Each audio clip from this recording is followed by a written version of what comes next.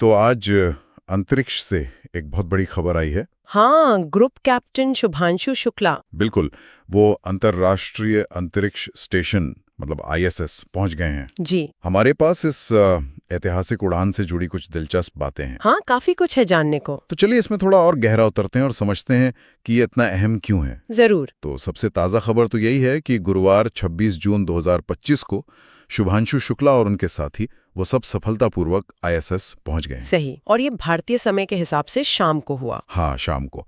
उनका जो dragon spacecraft था उसने पहले शाम 4:01 पर उत्तरी अटलांटिक महासागर के ऊपर आईएसएस के साथ वो सॉफ्ट कैप्चर किया। हाँ मतलब धीरे से जुड़े और फिर 4:15 बजे तक डॉकिंग यानी स्टेशन से पूरी तरह जुड़ने का काम वो पूरा हो गया। अच्छा, नासा टीवी पर ये सब लाइव दिखाया गया था। ये तो वाकई में एक बहुत बड़ा ऐतिहासिक पल है। बिल्कुल, पहले भारतीय बन गए। पहले भारतीय। हाँ, और ये मिशन एक्सियम 4 AX4 कहलाता है। X4। और ये समझना जरूरी है कि ये सिर्फ पहला भारतीय होना ही नहीं, बल्कि ये निजी अंतरिक्ष उड़ानों का जो नया दौर शुरू हो रहा है उसका भी संकेत है। एक्सियम जैसी कंपनियां, हाँ, ये सरकारी मिशन नहीं है। नहीं, बिल्कुल नहीं।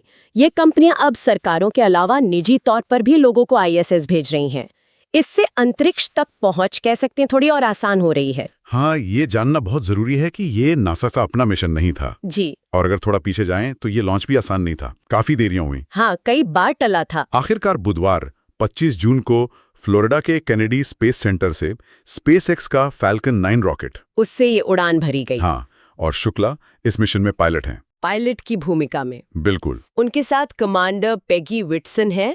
वो तो काफी अनुभवी अमेरिकी अंतरिक्ष यात्री हैं। हाँ, उनका नाम तो सुना है। और साथ में पोलैंड के स्लावोस उज़नान्स्की विश्नेव्स्की और हंगरी के टिबोर कपू, ये दोनों मिशन विशेषज्ञ हैं। अच्छा, तो पूरी अंतर्राष्ट्रीय टीम है। हाँ, एक इंटरनेशनल टीम है।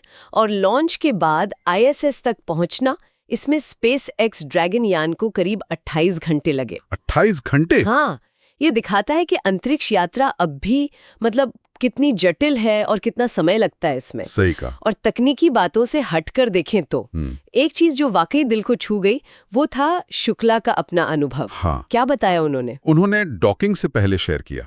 बताया कि माइक्रोग्रेविटी में मतलब जहां गुरुत्वाकर्षण लगभग नहीं होता, हाँ, शून्य गुरुत्वाकर्षण, वो एक बच्चे की तरह रहना सीख रहे थे। अच्छा, एक बच्चे की तरह। हाँ, पृथ्वी का चक्कर लगाते हुए भारहीनता में तैरना उनके लिए एक अद्भुत एहसास था। उन्होंने अंतरिक्ष से नमस्कार भी कहा। ये बच्चे की तरह सीखना वाली बात ये बहुत गहरी है ना? हाँ, बिल्कुल। ये हमें याद दिलाती है कि अंतरिक्ष का माहौल इंसानी शरीर और दिमाग के लिए कितना अलग होता है, कितना चुनौतीपूर्ण। सही। हमें चलना, हिलना डुलना सब कुछ जैसे नए सिरे से सीखना पड़ता है। ये सिर्फ तकनीकी बात नहीं है, ये इंसान की जो ढलने की क्षमता है उसका भी टेस्ट है। बिल्कुल। उन्होंने एक और दिलचस्प बात बताई। क्या? लॉन्च से पहले करीब 30 दिन का क्वारंटाइन था, मतलब सबसे अलग रहना। हाँ, वो तो जरूरी होता है। उस दौरान सारी गहमा गहमी से दूर उनके मन में बस एक ही बात थी, बस चलें। अच्छा, जाने की उत्सुकता। हाँ, ये उस उत्सुकता और शायद उस तनाव को भी दिखाता है जो इतने बड़े मिशन से पहले होता होगा। निश्चित रूप से वो क्वारंटाइन का अकेलापन और फिर मिशन पर जाने की इतनी इच्छा, ये अंतरिक्ष यात्रा का मानवीय पहलू है। बिल्कुल। ये सिर्फ रॉकेट और ऑर्बिट की कहानी नहीं है, ये इंसानी जज्बे की, धैर्य की, सपनों की कहानी भी है। सही कहा। और जैसा क्रू को देखकर पता चलता है, ये वैश्विक सहयोग का भी एक अच्छा उदाहरण है।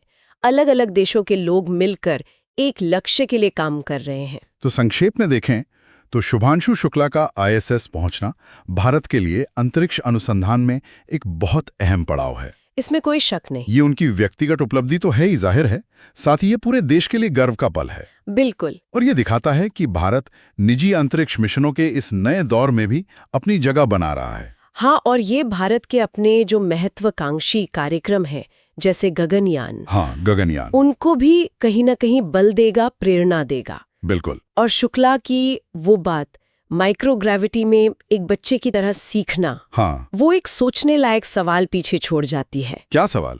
कि इतने अलग और मुश्किल माहौल में इतनी तेजी से ढल जाने की जो इंसानी क्षमता है, उसका लचीलापन, ये क्या बताता है हमारे बारे में? और भविष्य में जब हम पृथ्वी की कक्षा से भी आगे जाएंगे लंबे मिशनों पर, हाँ, जैसे मंगल पर या चांद पर लंबे समय के लिए, बिल्कुल, तब इस तरह की अनुकूलन क्षमता कितनी ज्यादा महत्वपूर्ण होगी, इस पर सोचना दिलचस्प होगा।